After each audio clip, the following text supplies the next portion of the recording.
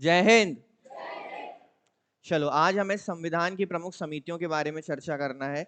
हमने last lecture में संविधान सभा की सारे क्रियाकलापों को, किस प्रकार से उन्होंने कार्य किया, किस प्रकार से बैठकें बुलाई गई, किस प्रकार से संविधान के सभी चरण चले और उन्होंने अंतिम रूप से एक संविधान को स्वीकृत किया, उस पर अपने हस्ताक्षर किए और संविधान को भारत देश में क्या किया, लागू किया। पर अगर थोड़ा सा हम इन संविधान सभा के अंदर झांक कर देखें तो हमें ये पता चलता है कि माना जितने मेंबर्स वहां बैठे थे उन्होंने सभी ने इसमें योगदान किया, पर कुछ समितियां ऐसी थी जिन्होंने अनेक देशों का अध्ययन किया। लगभग कितने देशों का अध्ययन किया था?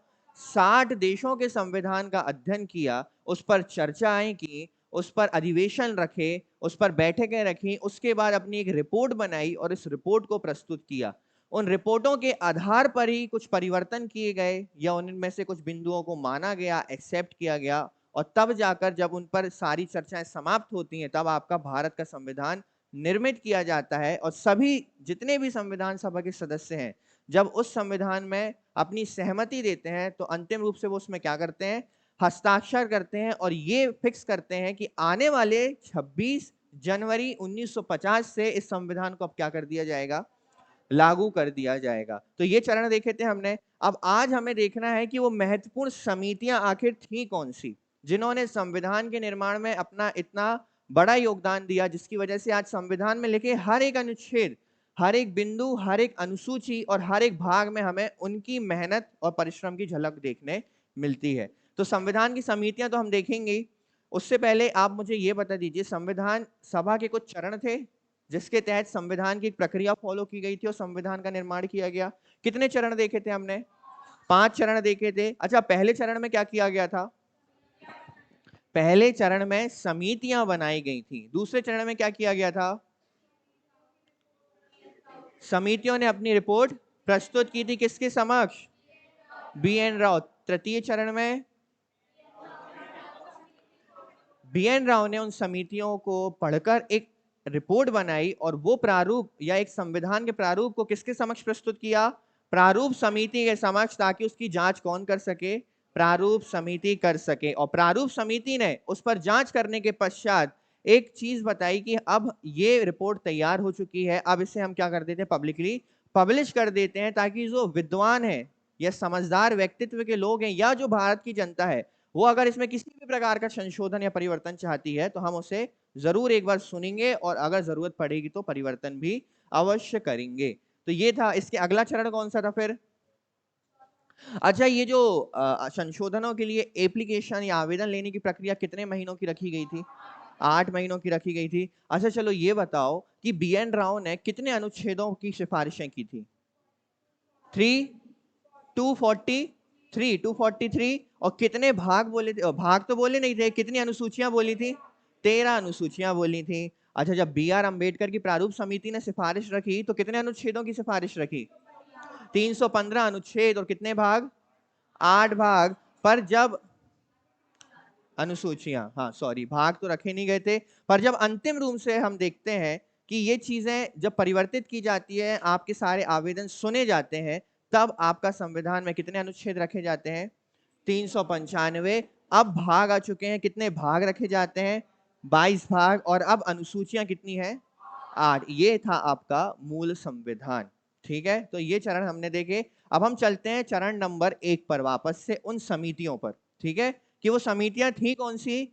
अच्छा, वो समितियों के अध्यक्ष कौन थे? उन समितियों के अध्यक्ष के कार्य क्या थे, या ये समिति की आवश्यकता क्यों थी? ठीक है, तो सारी समितियों की लिस्ट आज हम देखेंगे और जो समितियां आवश्यक हैं, जरूरी हैं, उन पर हम चर्चा भी करेंगे। चलो, संविधान सभा की प्रमुख समितियां, ये चीज आप लोगों को क्लियर है कि संविधान सभा की समितियों की आवश्यकता क्यों पड़ी? क्लियर है? क्योंकि अलग अलग भाग थे, जैसे कि कोई को नागरिकता देखना था, किसी को केंद्र राज्य संबंध देखने थे, किसी को राज्य के संबंध देखने थे। तो इन चीजों पर अगर एक ही सभा बार बार चर्चा करती तो समय कुछ ज्यादा लग जाता। पर इसलिए क्या किया गया, ग्रुप्स डिवाइड कर दिए गए कि देखो आपका जो ग्रुप है वो प्रारूप का काम देखेगा, आपका जो ग्रुप है एक काम करो, आप राष्ट्रीय ध्वज पर देखिए, आप जो देखिए आप केंद्र और राज्य के संबंध पर देखिए, आप जाकर नागरिकता पे देखिए, ऐसे करके डिवाइड कर दिया गया था। अच्छा, टोटल कितना खर्चा बैठा था संविधान का अध्ययन करने में और बनाने में? 64 लाख, 64 करोड़। 64 लाख।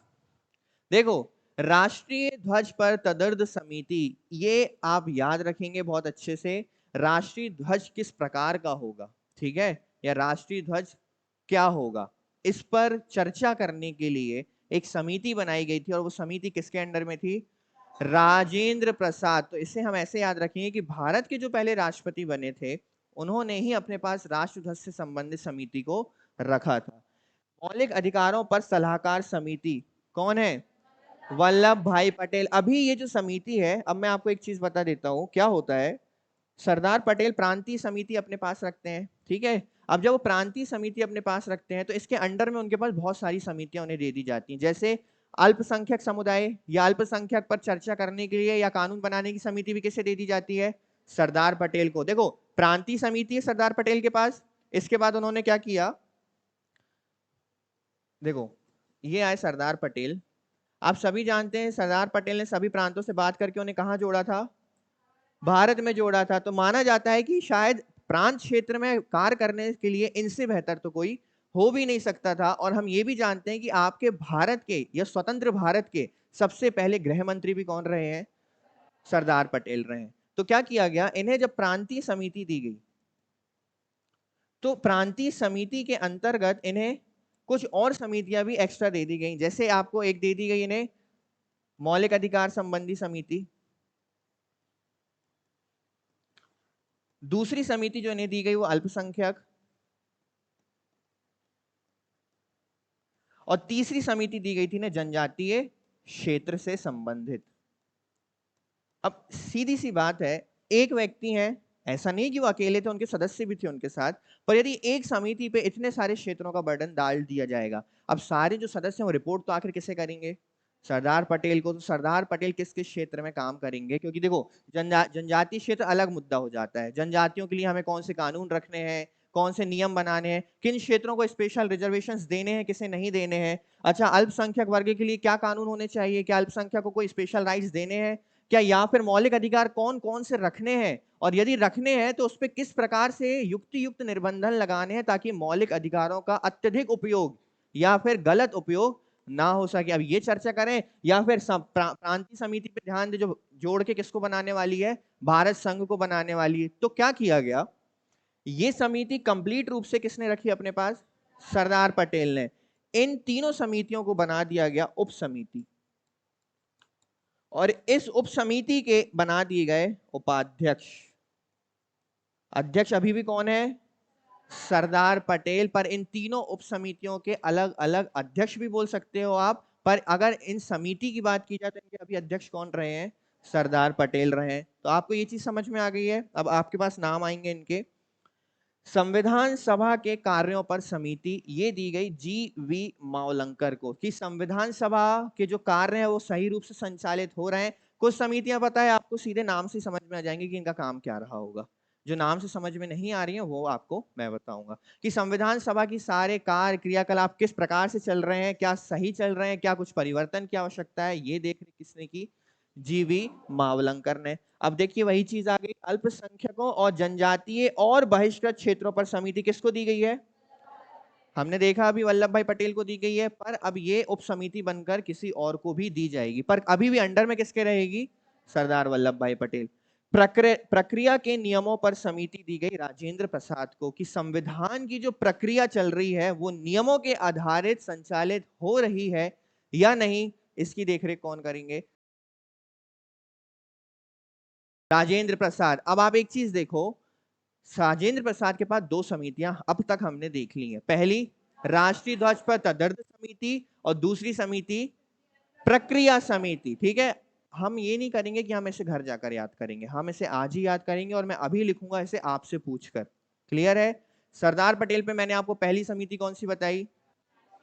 प्रांतीय। दूसरी समिति, तीसरी समिति, चौथी समिति जनजातीय। राजेंद्र प्रसाद पर मैंने आपको दो समितियां बताई हैं, पहली समिति और दूसरी समिति प्रक्रिया। अब मैंने आपको जी.वी. मावलंकर पर एक समिति बताई है, कौन सी? संविधान सभा के कार्यों पर समिति। यहां तक ठीक है। आगे देखते हैं, संविधान के मसौदे की जांच करने के लिए विशेष समिति। अल्लादी कृष्ण स्वामी अय्यर। अब एक बात मेरी ध्यान से सुनना, हम बेहतर इस बात को जानते हैं कि संविधान का जो मसौदा बना था वो BN राव साहब ने तैयार किया था, पता है इस चीज को।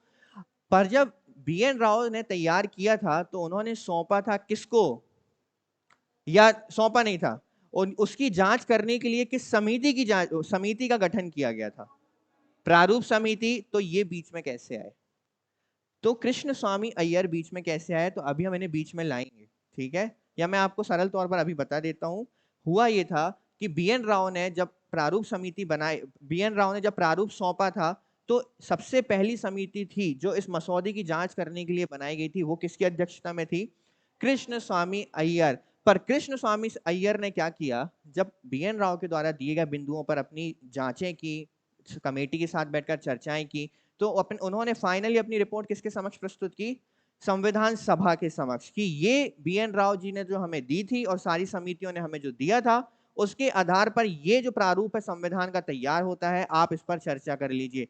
पर कृष्ण स्वामी अय्यर के द्वारा जो दिया गया था प्रारूप, वो संविधान सभा को पसंद नहीं आया, या उन्हें ऐसा लगा कि इसमें ऐसे बहुत सारे बिंदु गायब हैं जो होने चाहिए, या बहुत सारे ड्राफ्ट्स ऐसे हैं जिनकी यहाँ आवश्यकता नहीं है। तो उन्हें लगा कि शायद ये समिति उस कार्य को बेहतर से नहीं कर पा रही है, तो हमें एक नई समिति, नई व्यक्ति के अध्यक्षता के साथ जरूरत है। तो उन्होंने फिर क्या, किस समिति का गठन किया, प्रारूप समिति। और मैं आपको बता दूं कि प्रारूप समिति संविधान सभा की सबसे अंतिम समिति थी।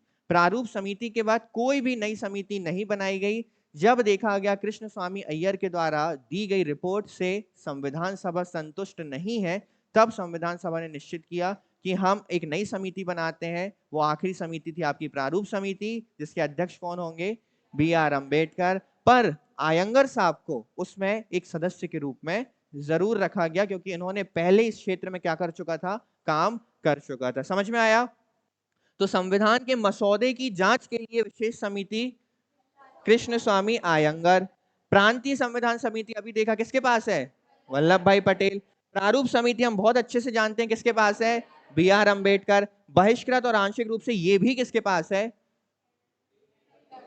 AV ठक्कर। एक्चुअल में ये उपसमिति है, ये है किसके पास, वल्लभ भाई पटेल के पास। पर मैंने आपको बोला वर्क ज्यादा होने की वजह से इसे उपसमिति बना दिया गया था, और उपसमिति बनाकर ये किसे दे दी गई थी, AV ठक्कर को दे दी गई थी। अच्छा, ये AV ठक्कर अभी आगे आएंगे, आप जानते हैं शायद इन्हें ठक्कर बापा के नाम से।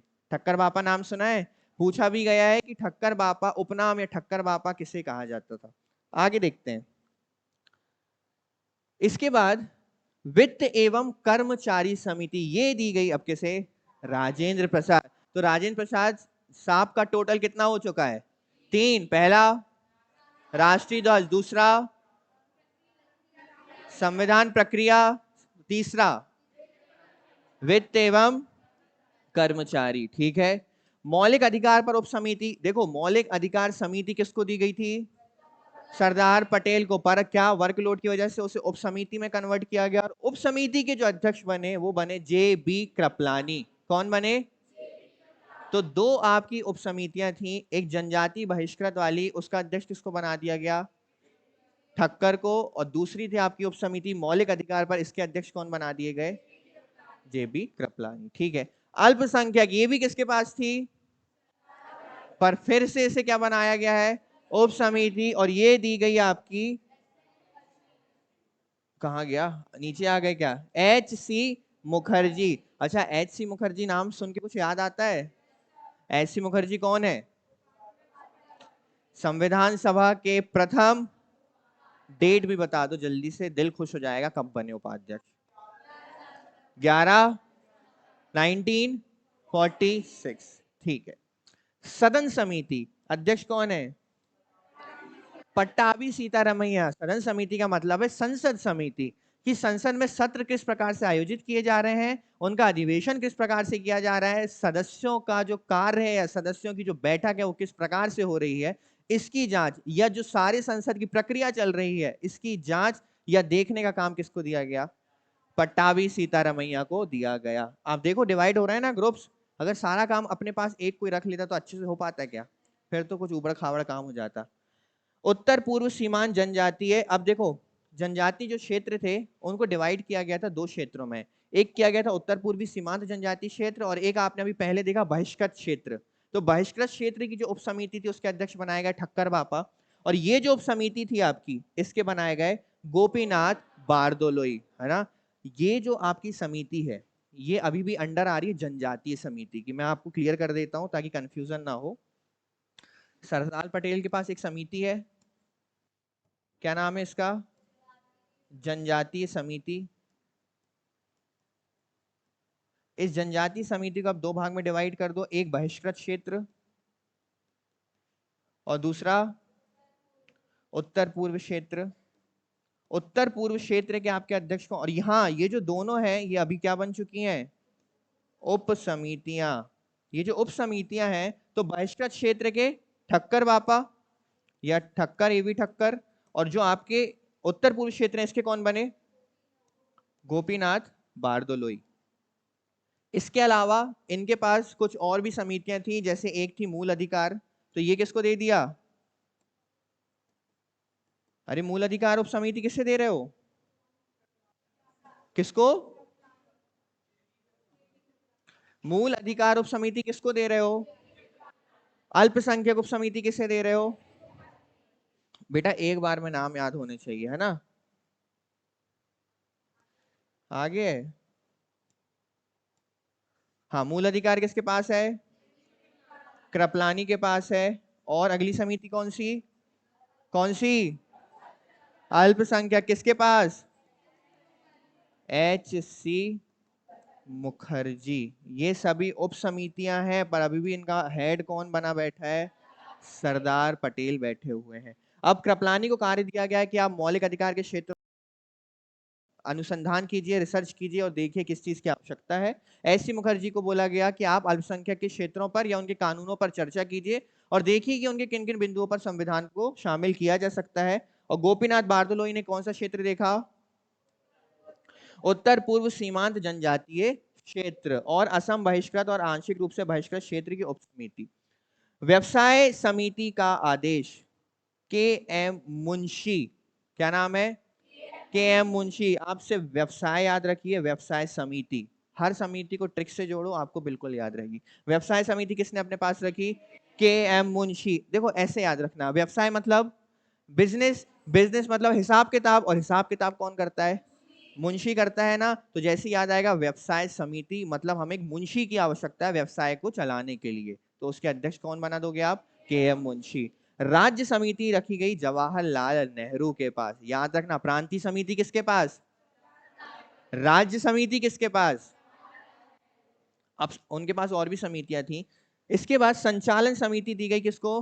राजेंद्र प्रसाद को। अब आप इसको ऐसे याद रखना कि जिस व्यक्ति को संविधान प्रक्रिया समिति दी गई है कि वो सही से चल रही है या नहीं, उसी व्यक्ति को दे दी गई संचालन। कि देखो आप तो सदन की कार्यवाही, सदन का आप काम देख रहे हो ना, प्रक्रिया सही से चल रही है कि नहीं, तो आप एक काम करो संचालन भी आप देख लो। तो राजेंद्र प्रसाद का टोटल कितना हो गया? 4 अब हो चुका और 4 ही रहेगा। पहला, दूसरा, तीसरा और चौथा। अच्छा एक चीज बता, मावलंकर साहब के पास कौन सी समिति है? कौन सी? ठीक है। इसके बाद आपके सरदार पटेल के पास पहली समिति, दूसरी समिति, तीसरी समिति, चौथी समिति। चलो एक काम करो, मूल अधिकार को उप समिति बना दो, किससे अध्यक्ष बनाओगे? ठीक है। अल्पसंख्यक को उप समिति बना दो, किससे अध्यक्ष बनाओगे? अब एक काम करो, जनजाति को दो क्षेत्र में डिवाइड करो, एक बहिष्कृत और एक पूर्वी क्षेत्र, बहिष्कृत क्षेत्र, ठीक है, उत्तर पूर्वी। तो बहिष्कृत क्षेत्र का किससे बनाओगे? और उत्तर पूर्वी का? गोपीनाथ बारदोलोई। अब आप दो समितियां देखना, संघ संविधान, संघ शक्ति। संघ संविधान और संघ शक्ति दोनों ही समितियां किसने अपने पास रखी हैं? पंडित जवाहरलाल नेहरू ने अपने पास रखी हैं। क्लियर है? अच्छा, पंडित जवाहरलाल नेहरू ने एक चीज और अपने पास रखी, कौन से मामले? राज्य से संबंधित मामले या राज्य से संबंधित समिति। तो यही है वो इंपॉर्टेंट समितियां। समितियां तो इतनी सारी बनी कि आप सोच भी नहीं सकते, है ना, कि ये पेन कहाँ रखना है ये भी डिसाइड करेगी एक समिति, ठीक है। पर जो इंपॉर्टेंट समितियां हैं वो इतनी ही है। तो एक बार जल्दी से बता देना, इस तरफ मत देखना, ईमानदारी से, ठीक है? आप केवल देखिए इसमें और मुझे जल्दी जल्दी नाम बताइए, ज्यादा समय मत लेना। राष्ट्रीय ध्वज, मौलिक अधिकार पर सलाहकार, संविधान सभा के कार्य कौन? मावलंकर। अल्पसंख्यक और जनजातीय और बहिष्कृत क्षेत्रों पर और अलग से अल्पसंख्यक उप समिति बना दूं तो किसके पास है? एससी मुखर्जी। जनजाति क्षेत्र में दो भाग में डिवाइड कर दो आप। पहला था आपका बहिष्कृत और आंशिक रूप से बहिष्कृत, किसे दिया गया? प्रक्रिया के नियमों पर समिति, संविधान के मसौदे की जांच के लिए समिति, प्रांतीय संविधान समिति सरदार पटेल, प्रारूप समिति, वित्त एवं कर्मचारी समिति, मौलिक अधिकार उप समिति, सदन समिति, अल्पसंख्यक उप समिति, उत्तर पूर्व सीमांत जनजाति क्षेत्र और असम बहिष्कृत और आंशिक रूप से बहिष्कृत क्षेत्र की उप समिति। अगर ये मेजरली देखा जाए तो ये समिति किसके पास थी? पर ये उप समिति किसके पास थी? तो समिति उप समिति में फर्क समझ में आ रहा है? व्यवसाय समिति, व्यवसाय कौन करता है? देखते हैं, मुंशी। राज्य समिति, संचालन समिति और संघ संविधान और संघ शक्ति समिति जवाहरलाल नेहरू। ठीक है, चलिए देखते हैं। अब इनमें इंपॉर्टेंट जो है हमें उन पर चर्चा करनी। सबसे पहली इंपॉर्टेंट समिति आपकी है संघ शक्ति व संघीय शक्ति समिति। फोटो दिख रही है? कौन है इसके अध्यक्ष? पंडित जवाहरलाल नेहरू। संघ शक्ति, इसमें सदस्य कितने हैं? 9 हैं। अच्छा, बात हो रही संघ की। संघ से, संघ एक शब्द आ रहा है ना, तो इस समिति का कार्य भी उस संघ से संबंधित ही है। देखो, भारत, जो भारत संघीय राज्य बनने वाला है, राज्यों से मिलकर क्या बनने वाला है? संघ बनने वाला है। केंद्र व राज्य को मिलाकर उसकी संभाव्यता को तलाशने का प्रमुख कार्य कौन करेगा? मतलब कि भारत जो अब एक संघ बनने वाला है, उसमें केंद्र और राज्य मिलकर किस प्रकार से एक संघ का निर्माण करेंगे, क्या वो सफल होगा या असफल हो जाएगा, या उसमें किस प्रकार के परिवर्तन होने चाहिए, और ये चीज की संभावना देखना कि हम इसमें किस हद तक सफल होने वाले हैं। इस समिति ने यह सिद्धांत बनाया कि यदि भारत को पूरी तरह से संघीय राज्य बना दिया जाए, तब उसे उस स्थिति में संघ सरकार, केंद्र सरकार व राज्य सरकारों की स्थिति किस तरह की होनी चाहिए, इस संबंध में इस समिति ने क्या किया? चर्चा किया। अब देखो, इन्हें बोला गया कि नेहरू जी आप एक काम करो, आप एक समिति बनाओ, ठीक है? उस समिति का नाम आप रखो संघ शक्ति, क्योंकि भारत शक्ति बन जाएगा अगर एक संघ बन गया तो। ठीक है, आप उसमें कितने सदस्य रख लो? आप 9 मेंबर रखो। आपको 2 काम करना है। पहला काम आपको ये करना है कि संघ के रूप में भारत के सफल होने की संभावना कितनी है, आप ये बताइए अपनी रिपोर्ट में। दूसरा काम आप ये कीजिए कि जब संघ हमने बना दिया तो उसमें केंद्र, संघ या केंद्र और राज्य के बीच पावर का डिवीजन या किस प्रकार से दोनों के कार्य किए जाएंगे, इसकी संभावना भी आप हमारे समक्ष प्रस्तुत कीजिए। तो ये कार्य किसने किया? ये कार्य पंडित जवाहरलाल नेहरू और उनकी समिति ने मिलकर किया। तो ये थी आपकी कौन सी समिति? संघ शक्ति। अब एक समिति का नाम अभी हमने देखा, संघ संविधान समिति, देखा है? इसके बाद संघीय संविधान समिति, इसके भी अध्यक्ष कौन थे? पंडित जवाहरलाल नेहरू। और इसमें सदस्य संख्या बढ़कर हो जाती है 15, इसलिए हो जाती है काम बढ़ेगा तो हेल्पर्स भी तो बढ़ेंगे। तो देखते हैं संघ के संविधान में केंद्र व राज्य सरकारों को किन किन विषयों पर तथा किन किन आधारों पर विधि बनाने की शक्तियां प्रदान की जाएंगी। देखो, हम आगे बढ़ रहे हैं अब चीजों को लेकर। जब हम भारत को एक संघ बनाने जा रहे हैं तो इस चीज का डिवीजन पहले ही हो जाए कि किस पर कानून संघ या केंद्र बनाएगा और किस पर कानून राज्य बनाएंगे, ताकि देखो हमने देखा था ना, वो कन्फ्लिक्शन नहीं होना चाहिए जो एक्स में हुआ था, कि ऐसा ना हो आजाद होने के बाद राज्य और केंद्रों में लड़ाई चल रही है कि ये वाला तो हमारा विषय है, इस पर कानून हम बनाएंगे। तो इस चीज को दूर करो। और क्या करोगे आप? संघीय संविधान में केंद्र और राज्यों की स्थिति क्या होगी, यानी केंद्र को कितना पावरफुल रखना है, राज्यों को कौन कौन सी पावर देना है, राज्यों को एकदम पावर कम रखनी है या सारे कानून बनाने के अधिकार केंद्र को दे देने हैं। तो ये चीज भी आप देखकर अपनी रिपोर्ट में हमें प्रस्तुत करो। कौन से ऐसे विषय हैं जिन्हें पूरी तरह से केंद्र वह राज्यों के बीच विभाजित किया जाएगा। जैसे देखो, कभी वो बैठे होंगे नेहरू जी अपनी टेबल पे सदस्यों के साथ, उन्होंने बोला होगा कि एक काम करते हैं कि जो रक्षा है ये कंप्लीटली किसको दे दो, आप सेंट्रल को दे दो, है ना, केंद्र को दे दो, क्योंकि रक्षा के विषय पर इन प्रांतों का या फिर राज्यों का हस्तक्षेप सही नहीं होगा। पर ऐसे कौन से विषय हैं जो पूर्ण रूप से हम दे सकते हैं राज्यों को, बताइए। पुलिस, है ना, पुलिस एक ऐसा विषय है कि उन्होंने सोचा कि पुलिस जो विषय है किसको देना चाहिए, हमें राज्य को देना चाहिए। तो यही चीज डिसाइड की गई कि ऐसे कौन से सब्जेक्ट्स होंगे जो कंप्लीटली केंद्र को दिए जाएंगे, और ऐसे कौन से सब्जेक्ट्स होंगे जो कंप्लीटली, इस पर चर्चा कौन कर रहा है बैठ के, संघीय संविधान समिति, और उसके अध्यक्ष बन के कौन बैठे हुए हैं। कौन से ऐसे विषय होंगे भविष्य में जहां केंद्र सरकार को प्रांतों के ऊपर प्राथमिकता दी जाएगी या दी जानी चाहिए। ऐसे कौन से सब्जेक्ट्स होंगे जहां राज्य सरकार के ऊपर किसको प्राथमिकता दी जाएगी, केंद्र सरकार को प्राथमिकता दी जाएगी। ऐसे बहुत से विषय हैं, आज टैक्सेशन से संबंधित भी हैं, और आपने संवर्ती सूची में भी देखा होगा कि ऐसे बहुत सारे विषय हैं जो राज्य के पास तो है ही, पर यदि उस पर डिसीजन मेकिंग पावर अगर किसी के पास है तो वो किसके पास है, केंद्र के पास है। इस संबंध में इस समिति ने क्या करी, अपनी सिफारिश की। तो अगर सरल भाषा में समझें तो दो बॉडी, केंद्र और राज्य, किस प्रकार से कार्य करेगी, इनकी शक्तियों का विभाजन किस प्रकार से होगा, इसे कौन सा स्थान दिया जाए, इसे कौन सा स्थान दिया जाए, और ऐसे कौन से विषय हैं जो इन दोनों में डिवाइड किए जाएं, ये सिफारिश करने का काम किसको दिया गया, संघीय संविधान समिति। अब मैं आपको दोनों समितियों में फर्क बता देता हूं। एक हमने इससे पहले देखी संघ शक्ति समिति। संघ शक्ति समिति इसलिए बनाई गई थी कि संघ के रूप में भारत कहां तक सफल है ये देखो, और एक संघ के रूप में यदि भारत हम बनाते हैं तो उसमें आप देखो कि राज्य किस प्रकार से कार्य करेंगे और केंद्र किस प्रकार से कार्य करेंगे, क्या संभावना बैठ रही है।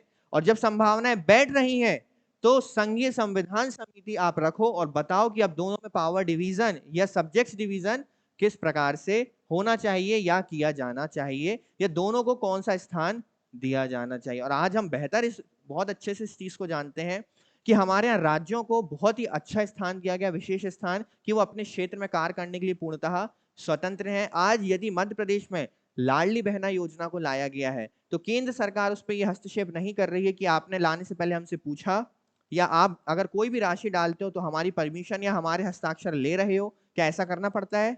तो इससे हमें यह पता चलता है कि राज्य के कुछ विषय ऐसे हैं जिस पर राज्य सरकार कानून बनाने के लिए एकदम क्या है, स्वतंत्र है। वहीं पर यदि केंद्र सरकार चाहती है कि हमें इजराइल के साथ, रशिया के साथ, यूएसए के साथ किसी भी प्रकार की डील करना है, तो क्या उसे किसी भी स्टेट से पूछने की आवश्यकता है, इसलिए नहीं है, क्योंकि केंद्र को अपना एक उच्च स्थान अलग मिला है और वो जो सब्जेक्ट्स हैं वो केवल किसके पास है, केंद्र के पास है। तो यही चीज तो समय किसने देखी होगी, संघीय संविधान समिति ने देखा होगा।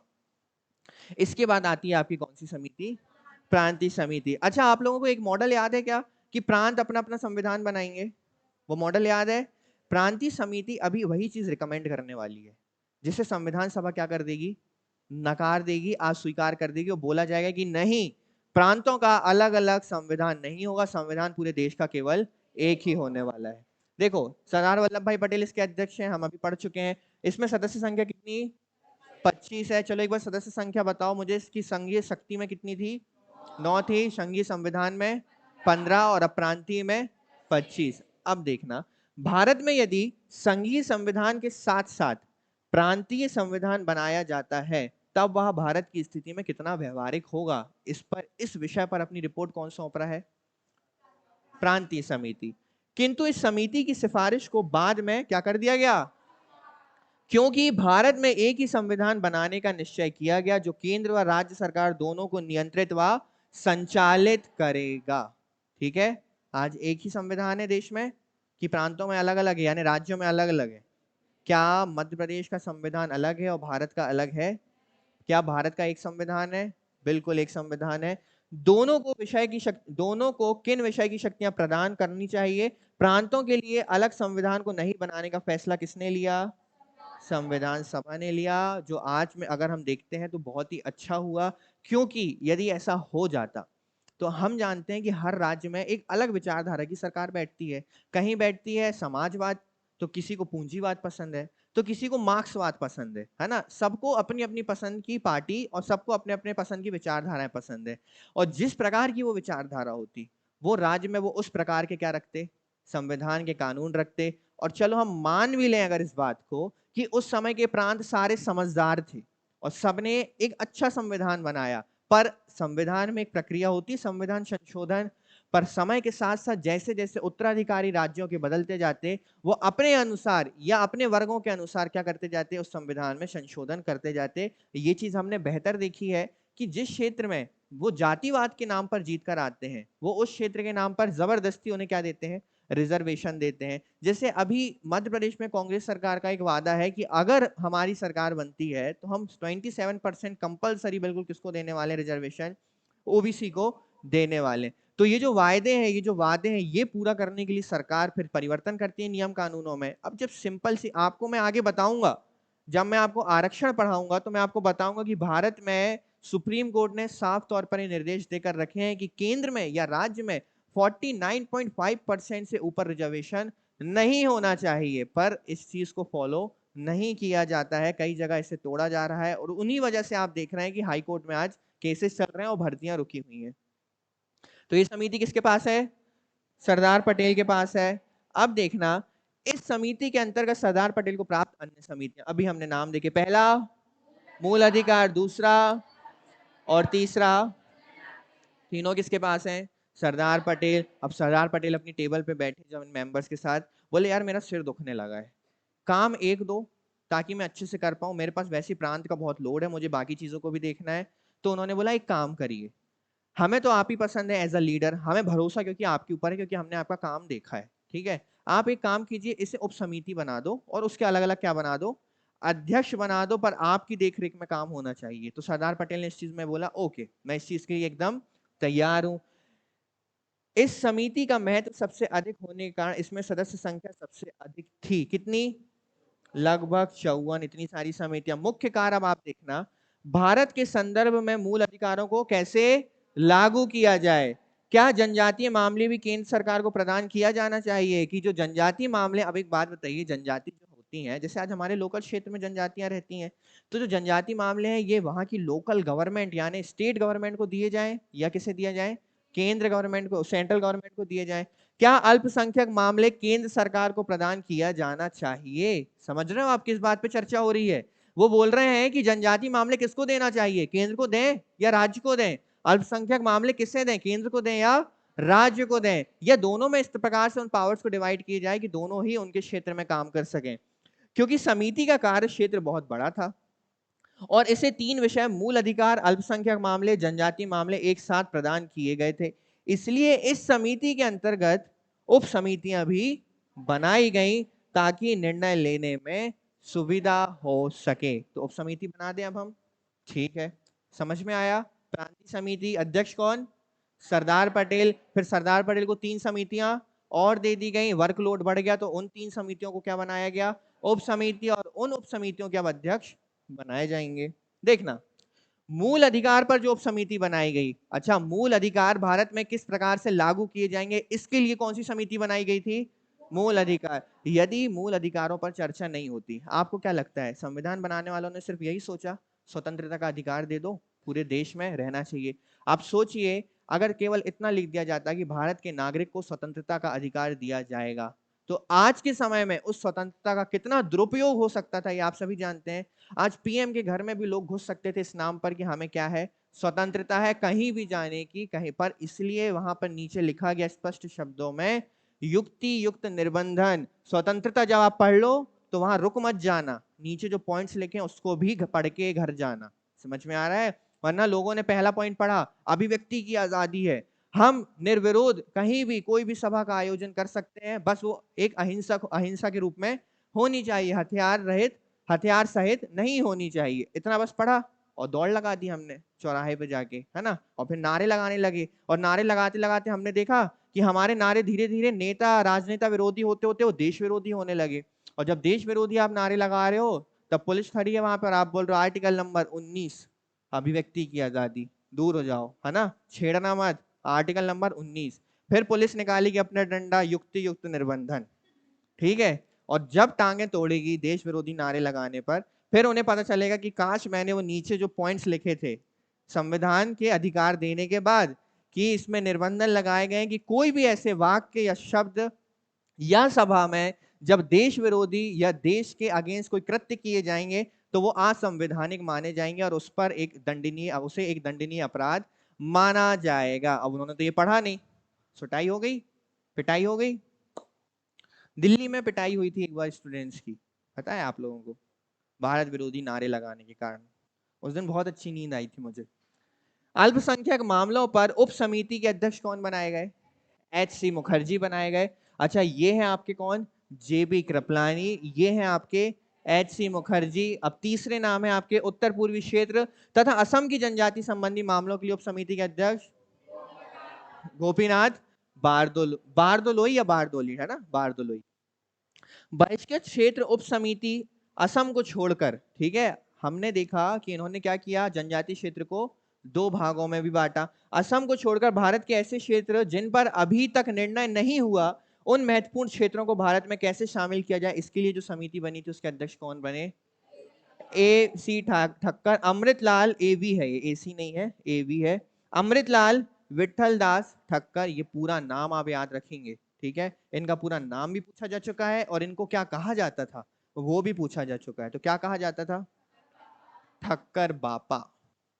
इन्हें ठक्कर बापा के नाम से भी जाना जाता है। HC मुखर्जी संविधान सभा की निर्मात्री समिति के अध्यक्ष पश्चिम बंगाल के राज्यपाल भी रह चुके हैं। एक संविधान की निर्मात्री समिति थी, देखो मैंने आपको बोला ना ऐसी बहुत सारी समितियां हैं। संविधान सभा की निर्मात्री समिति, इसके भी अध्यक्ष कौन रह चुके हैं? HC मुखर्जी। और गोपीनाथ बारदोलोई असम के पहले क्या थे? मुख्यमंत्री। तो हमें पता चलता है कि गोपीनाथ बारदोलोई के बारे में दो फैक्ट्स कि ये असम के पहले मुख्यमंत्री रह चुके हैं, और दूसरा फैक्ट पता चलता है ये किस उप समिति के अध्यक्ष रह चुके हैं? उत्तर पूर्वी क्षेत्र जनजातीय क्षेत्र के। क्लियर है? समझ में आया? पहले हम प्रांत में गए, फिर सरदार पटेल पर चर्चा की, फिर उन्हें हमने और समितियां दी। भार बढ़ने के कारण हमने उन्हें उप समिति में परिवर्तित किया। फिर उप समिति के हमने अलग अलग क्या बनाए? अध्यक्ष बनाए, ताकि वो क्षेत्र पर बिना किसी चिंता के कार्य कर सकें। क्लियर है? आगे देखते हैं। प्रारूप पर समीक्षा हेतु समिति, अभी हमने कृष्णस्वामी अय्यर पढ़ा था। हमने देखा कि जब BN राव साहब ने प्रारूप अपना बनाकर तैयार किया, अब आप देखना संविधान सभा के सलाहकार BN राव, देखो ये नाम कम से कम मैं जब से आपको संविधान पढ़ा रहा हूं 10 से ज्यादा बार चर्चा कर चुके हैं हम कक्षा में। अब मुझे लगता है कि BN राव साहब फ्रेंडली हो चुके होंगे, क्योंकि ये संविधान सभा के एक बहुत प्रमुख सदस्य हैं। इन्होंने बर्मा का संविधान प्रारूप भी बनाया, ये कश्मीर के प्रधानमंत्री भी बने, इसके बाद ये आपके अंतर्राष्ट्रीय न्यायालय के पहले भारतीय जज भी बने। तो इतनी सारी यदि किसी के पास उपलब्धि है तो वो व्यक्ति हो जाता है महत्वपूर्ण। और सबसे बड़ा महत्वपूर्ण कार्य उन्होंने किया कि उन्होंने भारतीय संविधान की प्रारूप तैयार करने में अपना अहम योगदान निभाया। तो BN राव का आपको सारी चीजें पता होनी चाहिए। संविधान सभा की सलाहकार BN राव ने जब विभिन्न समितियों से रिपोर्ट प्राप्त की, तब सभी से रिपोर्ट प्राप्त करने के पश्चात उन्होंने अपना एक निष्कर्ष प्रस्तुत किया, जो प्रारूप के रूप में उन्होंने प्रस्तुत किया। तब उसे प्रारूप के विषय पर चर्चा के लिए एक समिति बनाई गई, जिसके अध्यक्ष कौन थे? AK, पूरा नाम अल्लादी कृष्ण स्वामी। पर इन्होंने, किन्होंने? अल्लादी कृष्ण स्वामी अय्यर ने जब इस रिपोर्ट को पढ़ा, किसके द्वारा दी गई रिपोर्ट को? BN राव के द्वारा। तो उन्होंने उस पर अपना एक निष्कर्ष या संविधान का प्रारूप किसके समक्ष प्रस्तुत किया? किसके समक्ष? संविधान सभा के समक्ष। और इनके द्वारा पेश किया गया जो प्रारूप है वो संविधान सभा को पसंद नहीं आया। उन्हें लगा कि नहीं, इसमें अभी कुछ कमियां हैं और उस पर सुधार की आवश्यकता है। तो क्या किया जाए? तो ये किया जाए कि एक नई प्रारूप समिति हमें बनानी पड़ेगी। और आप एक काम करिए, उसके अध्यक्ष किसे बनाइए? डॉक्टर BR अम्बेडकर, क्योंकि उनकी क्रेडिबिलिटी और उनके ऊपर हमें इतना विश्वास है कि वो शायद इस कार्य को बेहतर तरीके से कर सकें। तो हम एक नई समिति बनाने जा रहे हैं, जिसे हम प्रारूप समिति के नाम से जानते हैं, जिसे हम पांडुलिपि समिति के नाम से भी जानते हैं, और जिसे हम ड्राफ्टिंग कमेटी के नाम से भी जानते हैं। ये जो समिति है ये भारतीय संविधान की अंतिम समिति होने जा रही है, और ये वो समिति है जिसने संविधान के निर्माण में अपना सबसे बड़ा अहम योगदान निभाया, क्योंकि इस समिति ने ही जो एक्चुअल ड्राफ्ट है या संविधान का जो प्रारूप है और उस पर जो दिए गए बिंदु हैं उन्हें स्पष्ट रूप से समझाने का और पेश करने का काम किसने किया? इस ड्राफ्टिंग कमेटी ने किया। इसे हम किस नाम से जानते हैं? प्रारूप समिति। और इसके अध्यक्ष कौन है? अक्सर ही सबसे ज्यादा सवाल पूछे जाते हैं किस समिति से? प्रारूप समिति से पूछे जाते हैं। तो देखो, इस समिति का गठन सबसे अंत में किया गया। देखो कब? 29 अगस्त 1947। अभी इस डेट को याद रखो। तो 15 अगस्त को जब देश आजाद हुआ तो उसके 14 दिनों के बाद, कितने दिनों के बाद? डेट क्या? 1947 प्रारूप समिति का गठन किया जाता है और अध्यक्ष बनाए जाते हैं। इस समिति का गठन सबसे लास्ट में, इसे पांडुलेखन समिति भी कहा जाता है। अब देखना, इस समिति का गठन अंत में इसलिए किया गया क्योंकि अल्लादी कृष्ण स्वामी अय्यर की अध्यक्षता में जब प्रारूप की समीक्षा के लिए 7 सदस्यीय समिति बनाई गई थी, तब इस समिति की सिफारिश को संविधान सभा ने पूरी तरह से स्वीकार नहीं किया, है ना। इनके द्वारा जो काम किया गया ना, वो संविधान सभा को थोड़ा सा सेटिस्फाई नहीं किया। और संविधान सभा तो सेटिस्फाई होने ही बैठी थी कि उन्हें चाहिए एक ऐसा संविधान जिसमें वो खुश होकर क्या कर सकें? अपने हस्ताक्षर कर सकें। अर्थात अय्यर समिति की सिफारिश से संविधान सभा संतुष्ट नहीं हुई और सभा को प्रारूप में काफी तकनीकी कमियां देखने को मिली। इसलिए संविधान के प्रारूप को बेहतर बनाने के लिए प्रारूप समिति का गठन किया गया, जिसके अध्यक्ष बनाए गए डॉक्टर भीमराव अंबेडकर। और इसके कुल सदस्य कितने थे? अच्छा, कुल सदस्य मतलब इसमें इंक्लूड कौन है? B R Ambedkar. B R Ambedkar plus 6 members. Total सदस्य कितने? 7। तो ये चीज अगर पूछा जाए कि चलो बताओ प्रारूप समिति में कुल सदस्य कितने थे? प्रारूप समिति में अध्यक्ष के अलावा सदस्य कितने थे? प्रारूप समिति के अध्यक्ष कौन थे? पर इतने से काम नहीं चलेगा। प्रारूप समिति एक ऐसी समिति है जिसके 6 के 6 मेंबर्स के नाम आपको पता होना चाहिए और बेहद ही आसान तरीके से आपको ये याद हो जाएंगे। भरोसा है ना? नहीं करोगे तो बैठने थोड़ी दूंगा बेटा। ठीक है, अब आपको मैं 6 नाम याद दिलाता हूं। पहला नाम तो आप बिल्कुल रट के बैठे हो, डॉक्टर भीमराव अंबेडकर। अब देखना, ठीक है, ऐसे याद रखो। दूसरा नाम मित्र, बी एल, पहले आप पूरे नाम पढ़ लीजिए। बी एल मित्र। के एम मुंशी, जिनका पूरा नाम है कन्हैया लाल माणिक लाल मुंशी। तो कल को अगर के एम मुंशी का पूरा नाम पूछ लिया जाए तो कन्हैया लाल माणिक लाल मुंशी। ये नाम अभी आप परिचित हैं इस नाम से, क्योंकि इनकी रिपोर्ट ने जब संविधान सभा को अच्छी नहीं लगी तभी तो समिति बनाई गई। तो अल्लादी कृष्ण स्वामी अय्यर, एन गोपाल स्वामी आयंगर, सैयद मोहम्मद सादुल्ला संविधान की प्रारूप समिति के एकमात्र मुस्लिम सदस्य। अच्छा, संविधान सभा की जब प्रथम बैठक हुई थी या निर्वाचन, तो एकमात्र मुस्लिम महिला बेगम एजाज रसूल। और अगला नाम है डीपी खेतान। अब देखो, मैं आपको नाम याद कराता हूँ, बहुत आसान है। सबसे पहला नाम याद रखो आप, मित्र। ठीक है, पहला नाम आपको अंबेडकर याद है, दूसरा नाम आप याद रखिए मित्र। अगला नाम याद रखिए कृष्ण स्वामी, याद रख सकते हो। या उससे भी आसान बताता हूं, एक नाम याद रखो आप अय्यर और एक नाम याद रखो आप आयंगर, रख सकते हो।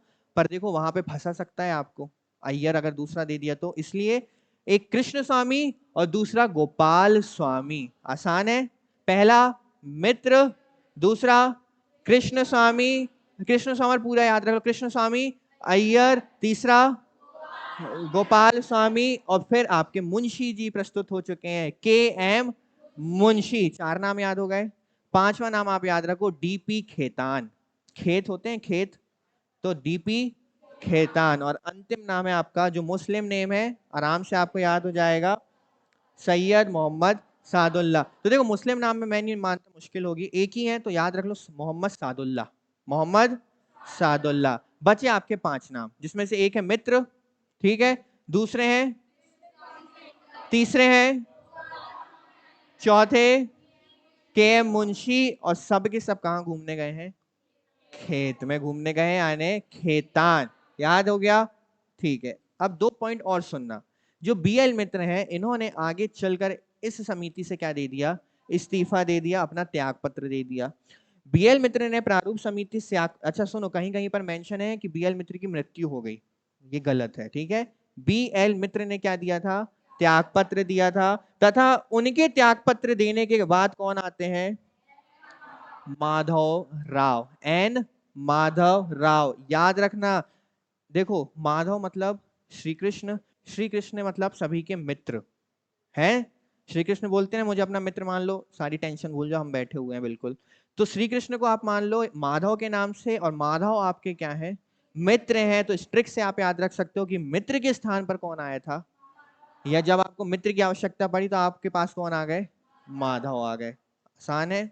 अब मृत्यु, डीपी खेतान की मृत्यु के पश्चात टी टी कृष्णमाचारी, यहां भी कृष्ण आ गए। गोपाल स्वामी यहाँ भी कृष्ण, कृष्ण स्वामी यहाँ भी कृष्ण, कन्हैया लाल यहाँ भी कृष्ण।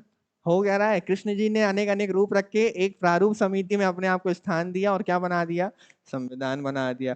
इसका मतलब ये नहीं कि कुछ भी कृष्ण और आप टिक करके आ जाओ, निपटा देगा वो भी, उसको पता है कृष्ण याद करके आए हैं सब, है ना। तो T T Krishnamachari, DP Khaitan की मृत्यु जब होती है तो कौन आते हैं। चलो दो चीजें बस बता दो मुझे आप जल्दी से, कि जब बीएल मित्र इस्तीफा देते हैं तो कौन आते हैं, एन माधव राव। और जब खेतान की मृत्यु होती है तो कौन आते हैं। ठीक है, अब आप बताएंगे। ठीक है, मैं प्रारूप समिति का गठन करवा देता हूं। ये मैंने बनाई प्रारूप समिति। अच्छा, प्रारूप समिति क्यों बनाई गई है, संविधान के प्रारूप की जांच करने के लिए। चलिए गठन बताइए कब हुआ, 29, अगर 29 अगस्त याद ना हो तो आजादी के 14 दिनों के बाद, 19, बिल्कुल सही। इसके अध्यक्ष कौन बनाए गए,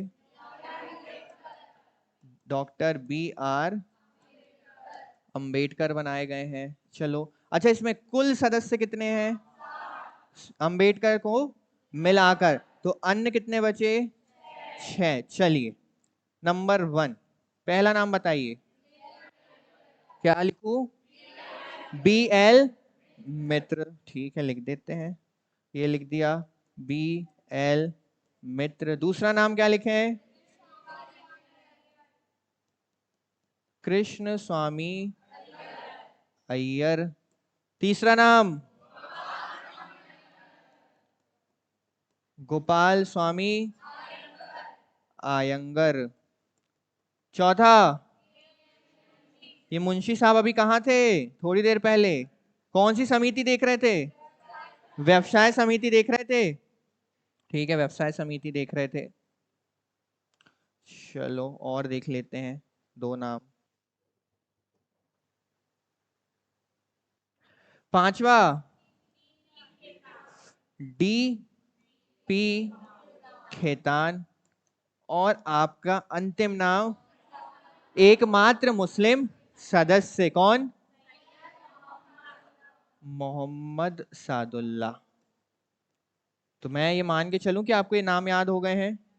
चलिए तो एक बात बताइए, इस्तीफा किसे दिलाना चाहोगे, बीएल मित्र। चलिए आप एक काम कीजिए, इस्तीफा दे दीजिए, और आपका स्थान हम किसे देते हैं, एन एन माधव राव को। चलो तो एक नए सदस्य जुड़ चुके हैं। अच्छा, मृत्यु किसकी हो जाती है, इनकी हो जाती है मृत्यु, और मृत्यु के पश्चात इनका स्थान कौन लेते हैं, टी टी कृष्णमाचारी। बिल्कुल सही। तो आपको प्रारूप समिति अच्छे से समझ में आ गई। कितने सदस्य थे, 7 थे, सातों के नाम याद हो गए हैं। किसकी मृत्यु हुई, खेतान। किसने इस्तीफा दिया, क्लियर है। चलिए देखते हैं कि आगे कोई समिति बची है। अच्छा, बी आर अम्बेडकर इसके क्या थे, अध्यक्ष थे। गोपाल स्वामी जो आयंगर थे, ये आजादी के पहले कश्मीर के क्या थे, प्रधानमंत्री, कश्मीर के पहले प्रधानमंत्री। अच्छा, बार बार मैं आपको बता चुका हूं ये प्रधानमंत्री पद का उपयोग किया जाता था कश्मीर के जो प्रमुख होते थे इसलिए। ठीक है, अल्लादी कृष्ण स्वामी अय्यर, ये मद्रास के क्या थे, एडवोकेट जनरल। कन्हैया लाल माणिकलाल के एम मुंशी, ये एक साहित्यकार थे। इन्हें संविधान सभा में ऑर्डर ऑफ बिजनेस, वही व्यवसाय याद है, उसका क्या बनाया गया था। अच्छा एक बात बताओ, चलो वहां तो मैंने हिंदी में लिख दिया व्यवसाय संबंधी, ठीक है, अब यहाँ पर देखो उन्होंने क्या लिखा है, ऑर्डर ऑफ बिजनेस। तो फंसोगे तो नहीं, ये बिजनेस शब्द आपको याद रहेगा, बिजनेस मतलब व्यवसाय, और व्यवसाय समिति के कौन है अध्यक्ष, KM मुंशी, बिल्कुल सही। एन माधव राव। नए संविधान का मसौदा तैयार करने का काम किसे सौंपा गया? एन माधव राव को। सैयद मोहम्मद सादुल्ला एकमात्र मुस्लिम सदस्य, और डीपी खेतान या एक प्रसिद्ध क्या थे? वकील थे। अच्छा, पता है आपको संविधान सभा को वकीलों का स्वर्ग कहा गया है ना? ठीक है, होमवर्क है, ढूंढ कर लाना किसने कहा। संविधान सभा को वकीलों का स्वर्ग किसने कहा है? क्यों? क्योंकि संविधान सभा में अधिकतर क्या थे? एडवोकेट्स थे, इस वजह से। इसके बाद प्रारूप समिति कार्य और देख लीजिए। संविधान के प्रारूप का निर्धारण करना, नए संविधान का प्रारूप तैयार करने की जिम्मेदारी मुख्यतः किसे दी गई? संविधान सभा द्वारा बनाई गई सभी समितियां अपनी सिफारिश किसे देती थी? अब यहां फंसना मत, क्योंकि हम बेहतर जानते हैं कि समितियों ने अपनी जो रिपोर्ट्स है वो किसको सौंपी थी? BN राव को सौंपी थी। पर समितियों ने रिपोर्ट्स के साथ साथ कुछ सिफारिशें, क्योंकि अब एक प्रारूप समिति बनी है, वो जितनी रिपोर्टों पे चर्चा कर रही है तो उस समिति से कुछ वार्तालाप भी तो करेगी। तो जो समितियां हैं वो भी अपनी सिफारिशें किसको पेश करती थी? प्रारूप समिति को। मोहम्मद सादुल्ला को छोड़कर सभी सदस्य क्या थे? कांग्रेसी थे। प्रारूप तैयार करने में कितने माह का समय लगा? 6 माह का। और कुल कितनी बैठकें करनी पड़ी? 141 बैठकें करनी पड़ी। किसको?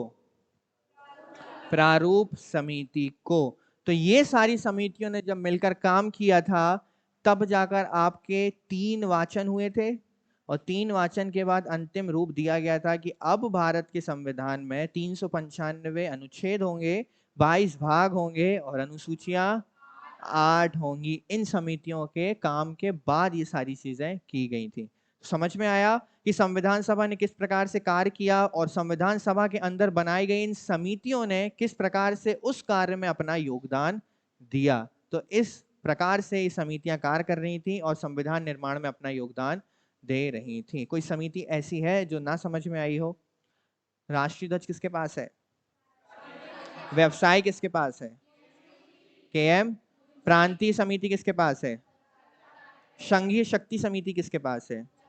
संघीय संविधान समिति किसके पास है? राज्य समिति किसके पास है? अल्पसंख्यक की उप समिति किसके पास है? उप समिति किसके पास है? SC कृष्णाचारी। ये नए मेंबर जोड़ लो संविधान में। कहां जन्म लिया था इन्होंने? तो इन चीजों का आप थोड़ा बेहतर ढंग से क्या करेंगे? रिवीजन करेंगे। ऐसा ना हो कि हम लेक्चर्स में आगे बढ़ते जाएं और जब हम आधे अनुच्छेद या आर्टिकल्स को पढ़ लें और मैं आपसे पूछूं कि आपको पता है कि संविधान की समिति के अध्यक्ष कौन, तो आपके सारे फ्यूज उड़ जाएं। ऐसा नहीं होना चाहिए। अपने प्रति थोड़ा सा क्या रहिए? ईमानदार रहिए। आप मुझसे ज्यादा अपने प्रति ईमानदार रहिए। आप इसलिए मत पढ़िए कि मैं आपसे पूछने वाला हूं, आप इसलिए पढ़िए क्योंकि आप कुछ बनना चाहते हो। ठीक है ना? यहाँ पढ़ने आप मेरे लिए नहीं, अपने लिए, अपने परिवार के लिए, अपने माता पिता के लिए आ रहे हैं। तो आपका जो योगदान है या झुकाव वो किसके प्रति होना चाहिए? माता पिता के प्रति। क्योंकि मेरे प्रति झुकाव तो मैं आपसे जबरदस्ती करवा ही लूंगा, है ना? क्योंकि अगर मुझे आपसे कोई सवाल पूछना है और मैं अगर कुछ अच्छा खा पी कर नहीं आया हूं, तो फिर मुझे कहीं तो निकालना पड़ेगा ना, है ना? तो फिर अगर मुझे जवाब नहीं मिले तो फिर मेरा रौद्र रूप देखोगे आप, तीसरी आंख खुल जाएगी मेरी। क्लियर है? अभी बंद करके रखिए तो निश्चिंत रहो, इतनी जल्दी नहीं खुलती है। ठीक है? तो जो समस्या आएगी, इसके बाद 2 चीजें हमने संविधान सभा के बीच में जो पढ़ी थी, एक थी माउंटबेटन योजना, ठीक है, और एक था आपका भारतीय स्वतंत्रता अधिनियम विधेयक जो आया था। अब इन 2 पॉइंट्स को मैं आपको एकदम डिटेल्ड में पढ़ाने वाला हूं, और जैसे ये होता है तो अब हम शुरू करते हैं भारतीय संविधान को पढ़ना, कि चलो जो इतनी खूबसूरत पुस्तक आपने बनाकर तैयार की है उसमें आपने लिखा क्या है आखिर, है ना? हमें वो भी तो पता होना चाहिए। अब आपको पता है कि गीता सार देती है, गीता ज्ञान देती है, गीता के जो शब्द हैं सब श्री कृष्ण के शब्द हैं, पर गीता की तारीफ बहुत करते हो पर पता नहीं है कि गीता के अंदर लिखा क्या है। तो इस ज्ञान का क्या मतलब? तो संविधान जब इतना पढ़ लिया, हमने देखा इतनी मेहनत कर ली लोगों ने, इतनी समितियां बैठ गई, तो इतनी मेहनत के बाद उन्होंने उसके अंदर लिखा क्या, अधिकार कौन से दिए, तो ये पता होना चाहिए। तो बिल्कुल पता चलेंगे, हर एक अधिकार पता चलेगा। ऐसे अधिकार बताऊंगा कि जाकर सीधे लड़ाइयां करने लगोगे जाकर अपने अधिकारों की। ठीक है? ठीक है? तो आज के लिए इतना काफी है। जय हिंद।